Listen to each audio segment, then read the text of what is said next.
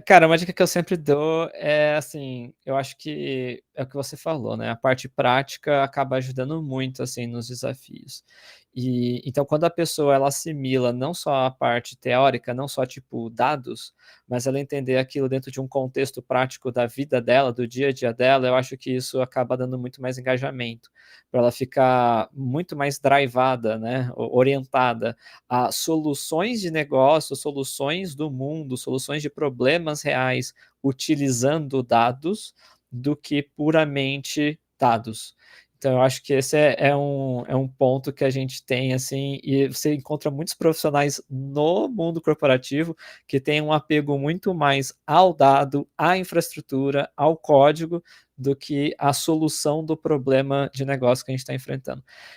E você vê isso durante a própria faculdade. Então, mesmo que a pessoa pode escolher estatística, computação, o que for. O que a gente mais brigava no nosso curso, com o nosso departamento, é que a gente só tinha aplicação prática daquilo no quarto ano, no TCC, e que as primeiras disciplinas eram só cálculo, inferência, probabilidade, você não via a aplicação daquilo tudo.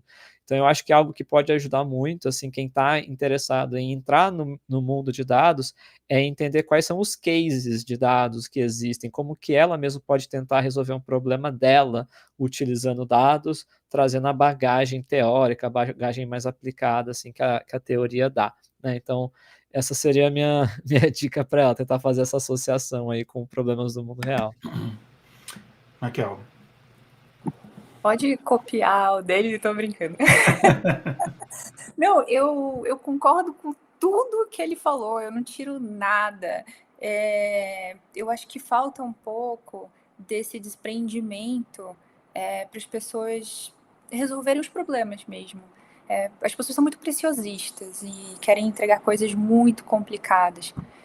E na grande maioria das vezes o simples resolve. E a gente tem que ter essa mentalidade de melhoria contínua mesmo. De, olha, entrega um negocinho capenga, vai melhorando, aprende com aquilo que você está desenvolvendo, porque no meio do caminho muita coisa muda.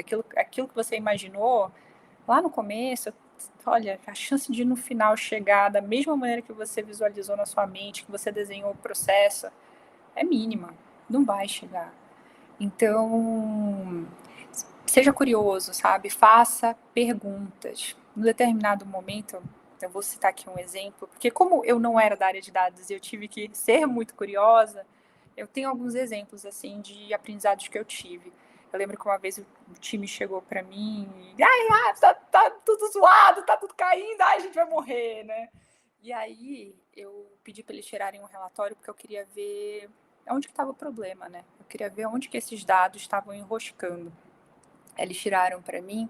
Aí eu falei, olha, gente, uma coisa que eu quero falar para vocês. O problema não é ter um problema. É a gente não entender o porquê desse problema está acontecendo. Eu fiz eles justificarem, os engenheiros. Eu falei, olha, engenheiros, venham aqui. A gente vai justificar cada gap desse daqui. Eu quero entender o que está acontecendo. E aí, quando a gente entrou nesse ponto, a gente descobriu, e isso aconteceu inúmeras vezes, que os gaps que a gente tinha na base de dados eram gaps de negócio. Eles não eram gaps de dados, a gente não estava com problemas de qualidade porque tinha um problema na infra. Eram problemas de negócio, era campo livre que estava sendo preenchido, o dado chegava para a gente, estava zoado. Eram coisas assim que eram de, sabe, de negócio. Não era infra, o problema não estava na infra. Então, assim, quando o cara ia fechar pedido e ele ia preencher os dados do pedido, preencher errado, isso acontecia num volume estratosférico, coisas que eram assim, eu falava, gente, vamos analisar o porquê disso está acontecendo. Porque quando a gente entende o porquê, a gente entende qual é o remédio, como que a gente vai resolver, como que isso tem que ser adereçado. Porque não dá pra gente sair resolvendo as coisas, fazendo puxadinho, fazendo remendado, sem saber o que de fato está acontecendo, com o que a gente está lidando. E aí, eu acho que isso é muito importante. Perguntar, não ter medo de perguntar. Falar assim, mas por que isso está acontecendo? E documentar as coisas. Eu acho que ser organizado para documentar. Passo a passo da documentação. Pegamos um problema X, o que era esse problema? Por que a solução foi desenvolvida para aquele problema dessa maneira? E E eu sinto que as pessoas, elas têm muito medo de perguntar, elas têm muito medo de mostrar que elas não sabem. E isso é um problema gravíssimo. Isso é um problema gravíssimo, sabe? Tira um pouco do ego, vai se despir um pouco dessa roupagem que a gente coloca de ser muito forte. Fala assim, eu não sei, me explica. Não tem problema em fazer isso. Pessoas inteligentes fazem isso. Porque elas vão querer ouvir o outro, porque elas podem estar erradas. Elas podem estar erradas. Então, assim, não, qual que é o teu ponto de vista? E aí você pesa qual que é o melhor, o do outro ou o seu? Ou o meio termo entre os dois. Eu acho que isso é muito importante perguntar.